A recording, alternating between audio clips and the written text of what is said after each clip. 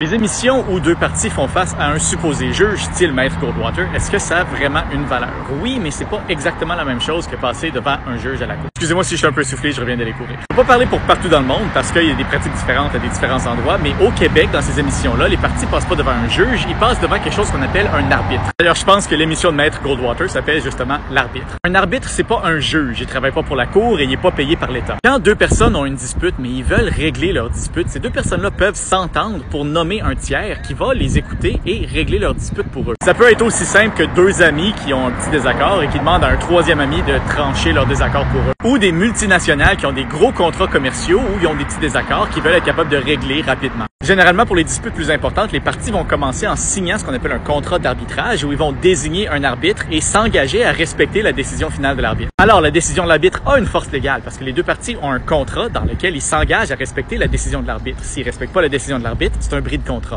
Il y a quelques avantages à passer devant un arbitre plutôt que passer devant un juge à la cour. C'est généralement plus rapide, c'est plus flexible parce que les parties peuvent s'entendre sur les procédures dans leur contrat et ça garde leur dispute privée. À moins que, comme c'est le cas dans ces émissions-là, ils décident de le rendre public pour en faire de la télévision. C'est entièrement permis aussi, c'est leur contrat, ils font ce qu'ils veulent. Généralement, l'arbitre est payé par les parties, ça fait partie du contrat d'arbitre, mais j'ai l'impression que pour les émissions de télé, c'est plutôt la compagnie de production qui paye. À part de ça, j'ai aucune idée qu'est-ce qui se trouve dans les contrats d'arbitre des émissions de télé, mais ça vous donne les grandes lignes.